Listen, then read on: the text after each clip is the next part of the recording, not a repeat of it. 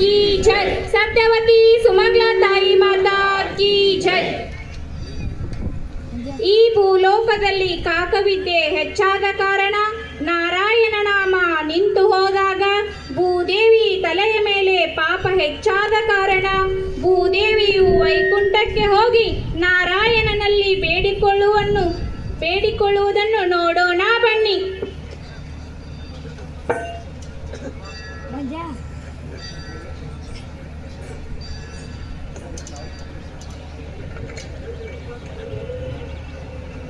ಬಾ ಭೂದೇವಿ, ಕುಳಿತುಕೋ. ಏಕೋ ನಿನ್ನ ಮುಖದಲ್ಲಿ ಕುಂದಿದೆ, ಏನು ವಿಚಾರ ಹೇಳು. ಪರಮಾತ್ಮ, ನಾನೇನು ಹೇಳಲಿ?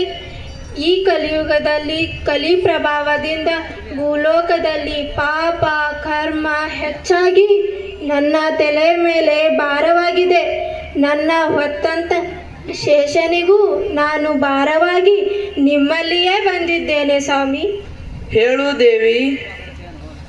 ನಾರಾಯಣ, ಮೇದುನಿ ಮಾಡಿದ ಮುದಿವಿಷ್ಣು ನೀನು.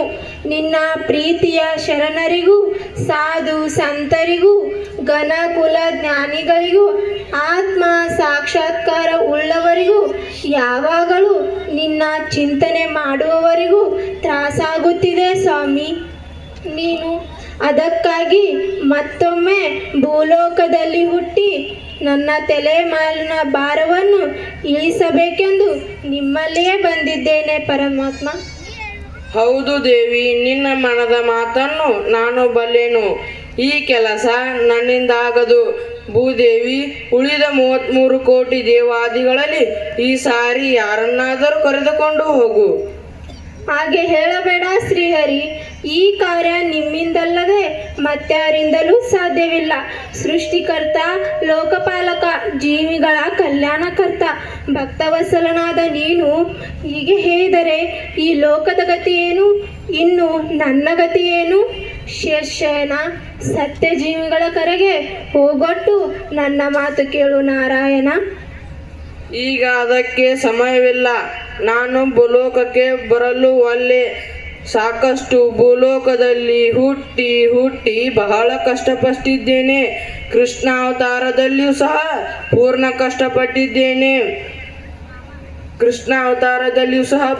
ಕಷ್ಟಪಟ್ಟಿದ್ದೇನೆ.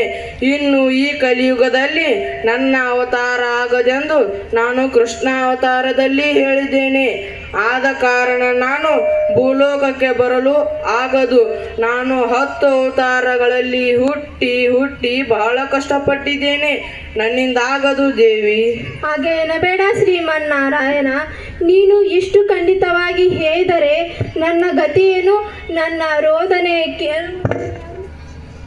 ನನ್ನಿಂದ ಈ ಭೂಭಾರ ತಾಳಲು ಆಗುತ್ತಿಲ್ಲ ಶ್ರೀಹರಿ. ಈಗ ಸಿದ್ಧಾಂತರನ್ನು ಭೂಲೋಕಕ್ಕೆ ಕಳಿಸಿದ್ದೇನೆ. ವೇದಶಾಸ್ತ್ರವನ್ನು ಓದುವ ಜನರನ್ನು, ನೀತಿ ಮಾರ್ಗದಲ್ಲಿ ನಡೆಯುವಂಥ ಶರಣರು, ನಾಪಂತರು, ದಾಸರು, ಸಂತ ಸಾಧರನ್ನು ಕಳಿಸಿದ್ದೇನೆ. ಸಹಜವಾದಷ್ಟು ಭೂಲೋಕದಲ್ಲಿ ಧರ್ಮ ನಡೆಯುವಂತೆ ಸಂಕಲ್ಪ ಮಾಡಿದ್ದೇನೆ. ಎಲ್ಲ ಜೀವಿಗಳ ಸೂತ್ರ ನನ್ನಲ್ಲಿದ್ದು ಜ್ಞಾನಿಗಳ ಮೇಲೆ ವಿಶೇಷ ಪ್ರೇಮವನ್ನಿಟ್ಟು ನನ್ನ ಮಾಯಾವಿಯಿಂದ ಅವರನ್ನು ಕಾಯುತ್ತೇನೆ. ನಾನು ಭೂಲೋಕಕ್ಕೆ ಬರಲು ಒಲ್ಲೆ.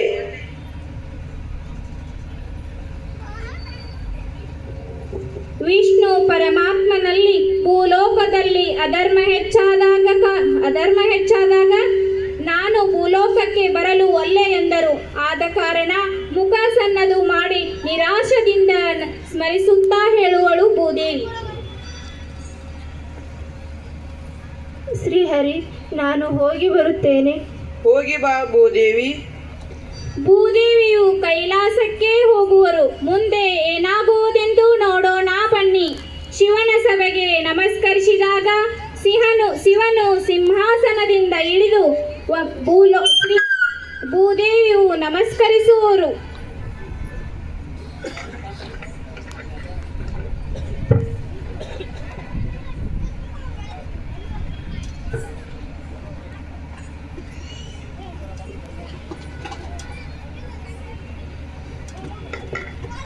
ಬಾ ಭೂದೇವಿ, ಬಹಳ ದೂರದಿಂದ ಬಂದಿರುವಿರಿ. ಏನು ಸಮಾಚಾರ ತಾಯಿ? ಪರಮೇಶ್ವರ, ನನ್ನ ವೈಕುಂಠಕ್ಕೆ ನನ್ನ ನಾರಾಯಣ ಕಡೆಗೆ ಹೋಗಿ ಬಂದೆ. ನನಗೆ ಈ ಭೂಮಿ ಭಾರವಾಗಿದೆ. ಆ ಭಾರವನ್ನು ನಾನು ತಾಳಲಾರೆ ಎಂದು ನನ್ನ ನಾರಾಯಣನಲ್ಲಿ ಹೇಳಿಕೊಂಡೆ. ನಾನೆಷ್ಟೋ ಪರಿಪರಿಯಿಂದ ಹೇಳಿಕೊಂಡರೂ ನನ್ನ ನಾರಾಯಣ ನನಗೆ, ಭೂದೇವಿ ಸಮಾಧಾನ ತೆಗೆದುಕೋ, ನನಗೆ ಈಗ ಬರಲು ಸಮಯವಿಲ್ಲ. ನಾನು 10 ಅವತಾರಗಳಲ್ಲಿ ಹುಟ್ಟಿ ಹುಟ್ಟಿ ಬಹಳ ಕಷ್ಟಪಟ್ಟಿದ್ದೇನೆ. ನನಗೆ ಒಂದಿಷ್ಟು ನೆಮ್ಮದಿ ಎನ್ನುವುದಿಲ್ಲ. ಈ ಮರ್ತ್ಯಲೋಕದ ಮರುವಿನ ಜನರು ನಾನು ಹುಟ್ಟಿ ಬಂದಾಗೊಮ್ಮೆ ನನಗೆ ಬಹುತರದ ಕಷ್ಟಗಳನ್ನು ಕೊಟ್ಟಿದ್ದಾರೆ. ಆದ ಕಾರಣ ನೀನು ಸಮಯಕ್ಕಾಗಿ ಕಾಯಿ. ನಾನು ಸಮಯ ಸಾಧಿಸಿ ನಿನ್ನ ಸಮಯಕ್ಕೆ ಒದಗುವೆ. ದೇವಿ ಈಗ ಹೋಗಿ ಎಂದು ಶ್ರೀಹರಿ ಕಳುಹಿಸಿದರು. ನನಗೆ ಈ ಭೂಭಾರ ತಾಳಲಾರದೆ ನಿಮ್ಮಲ್ಲಿಯೇ ಬಂದಿದ್ದೇನೆ ಪರಮೇಶ್ವರ. ಶ್ರೀಹರಿ ಹೀಗೆ ಹೇಳಿದರೆ ಇನ್ನು ಈ ಲೋಕದ ಗತಿ ಹೇಗೆ ತಾಯಿ? ಹೌದು ಗಂಗಾಧರ, ಶ್ರೀಹರಿ ಹೀಗೆ ಹೇಳಿದರು. ಇಲ್ಲದೆ ಮುಕ್ಕೋಟಿ ದೇವಾದಿಗಳಲ್ಲಿ ಯಾರನ್ನಾದರೂ ಈ ಸಾರಿ ಭೂಲೋಕದಲ್ಲಿ ಹುಟ್ಟಲಿ ಎಂದು ಹೇಳಿದರು.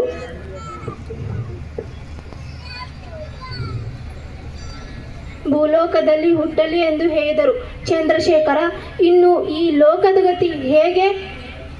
ನೀವೇ ಏನಾದರೂ ಮಾಡಿ ನನ್ನ ತಲೆ ಮೇಲಿನ ಭಾರವನ್ನು ಈಸಬೇಕೆಂದು ನಿಮ್ಮಲ್ಲಿಯೇ ಬಂದಿದ್ದೇನೆ ಪರಮೇಶ್ವರ. ನಿಮ್ಮಲ್ಲಿ ಸತ್ಯ ಉಳಿಸಬೇಕೆಂದು ನಾನು ಬೇಡಿಕೊಳ್ಳುತ್ತಿದ್ದೇನೆ ಪರಮೇಶ್ವರ. ತಾಯಿ ಭೂದೇವಿ, ನೀನು ಭಯಪಡಬೇಡ. ಮುಕ್ಕೋಟಿ ದೇವತೆಗಳಲ್ಲಿ ಯಾರಾದರೂ ಭೂಲೋಕಕ್ಕೆ ಬರಲು ಎಂದರು ಹೇಳಿದರೆ ತಾಯಿ, ಅದು ಹೇಗೆ ಸಾಧ್ಯ? ಈ ಮೃತ್ಯು ಲೋಕದ ಮಾನವರು ಕೊಡುವ ಕಷ್ಟಗಳನ್ನು ಸಹಿಸಲು ನನ್ನಿಂದ, ಸುರನರಿಂದ, ಮುಕ್ಕೋಟಿ ದೇವತೆಗಳಿಂದಲೂ ಸಾಧ್ಯವಿಲ್ಲ. ನೀನು ನಿರಾಶೆಯಾಗಬೇಡ ತಾಯಿ. ನಿನ್ನ ಅಕ್ಕ ಶಕ್ತಿಗಳಲ್ಲಿ ಶಕ್ತಳಾದಂಥ ಶ್ರೀ ಮಹಾಲಕ್ಷ್ಮಿಯವರನ್ನು ಆಹ್ವಾನಿಸಿಕೊಂಡು ಸಮಯ ಬಂದಾಗ ಶ್ರೀಹರಿಯ ಮನವೊಲಿಸಿ ಧರ್ಮ ಸ್ಥಾಪನೆಗಾಗಿ ಭೂಲೋಕದಲ್ಲಿ ಹುಟ್ಟೆಂದು ಹೇಳುತ್ತೇನೆ. ನೀನು ಚಿಂತಿಸದೆ ನಿನ್ನ ಸ್ಥಳಕ್ಕೆ ಹೋಗುತ್ತಾಯಿ. ಇದು ನನ್ನಿಂದ, ಸುರನರನಿಂದ, ಮುಕ್ಕೋಟಿ ದೇವತೆಗಳಿಂದಲೂ ಸಹಿಸಲಾಗದ ಆಪತ್ತನ್ನು ಬಗೆಹರಿಸಲು ಶ್ರೀಮನ್ನಾರಾಯಣನೇ ಶ್ರೇಷ್ಠ. ನಮ್ಮಲ್ಲಿ ಚಲುವಿಲ್ಲ, ಅವನೇ ಚಲದಿಂಕನು, ಅವನೇ ಚಲುವಂತನು. ಇದು ಅವನಿಂದ ಸಾಧ್ಯ ತಾಯಿ. ಹೋಗಿ ಬಾ ತಾಯಿ. ಆಗಲಿ ಪರಮೇಶ್ವರ. ಕೈಲಾಸದಲ್ಲಿ ಶಿವನು ನಂದಿಯನ್ನು ಕರವೀರಪುರಕ್ಕೆ ಕಳುಹಿಸಿ ಮಹಾಲಕ್ಷ್ಮಿಯರನ್ನು ಕರೆಯಲು ಕಳಿಸಿದರು. ನಂದೀಶ, ಕರವೀರಪುರಕ್ಕೆ ಹೋಗಿ ಮಹಾಲಕ್ಷ್ಮಿಯವರನ್ನು ಕರೆದುಕೊಂಡು ಬಾ. ಪ್ರಭು. ಮಾತೆ, ನಿಮ್ಮನ್ನು ಕೈಲಾಸಕ್ಕೆ ಅಪ್ಪವರು ಬರಲು ಹೇಳಿದ್ದಾರೆ. ಬನ್ನಿ. ಅಪ್ಪ, ನೀ ಹೋಗ್, ನಾ ಬರ್ತೀನಿ.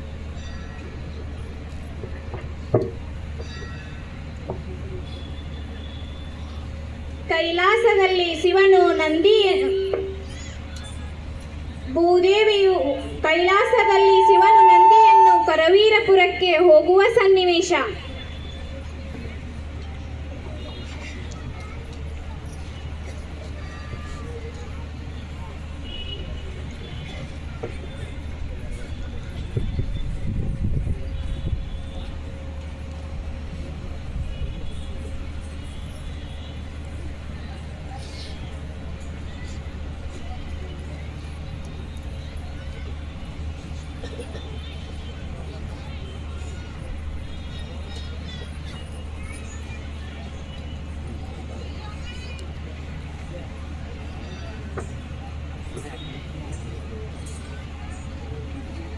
ಬಾ ತಾಯಿ, ಬಾ.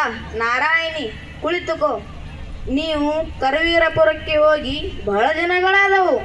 ಹೌದು ಪರಮೇಶ್ವರ, ಬಹಳ ದಿನಗಳೇ ಆದವು. ನೀವು ಕರವೀರಪುರಕ್ಕೆ ಹೋದಾಗಿನಿಂದ ಈ ಕಡೆ ಲಕ್ಷ್ಯ ಕಡಿಮೆಯಾಗಿದೆ. ನಮ್ಮ ಕೈಲಾಸ ವೈಕುಂಠದ ಸಿರಿ ಕಡಿಮೆ ಆದಂತೆ.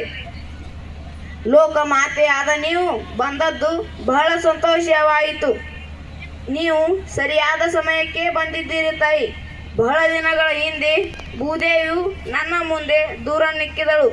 ನಾನು ಭೂದೇವಿಗೆ ಹೇಳಿದೆ, ಅದು ನನ್ನಿಂದ ಸಾಧ್ಯವಿಲ್ಲ. ಈ ಕೆಲಸಕ್ಕೆ ಶ್ರೀ ಮಹಾಲಕ್ಷ್ಮಿಯವರೇ ಯೋಗ್ಯ ಎಂದೆ. ತಾಯಿ, ನೀವು ಏನಾದರೂ ಮಾಡಿ ಶ್ರೀಹರಿಯ ಮನವೊಲಿಸಿ ಧರ್ಮ ಸ್ಥಾಪನೆಗಾಗಿ ಭೂಲೋಕದಲ್ಲಿ ಮತ್ತೊಮ್ಮೆ ಅವತಾರ ತಾಳೆಂದು ಹೇಳಿರಿ.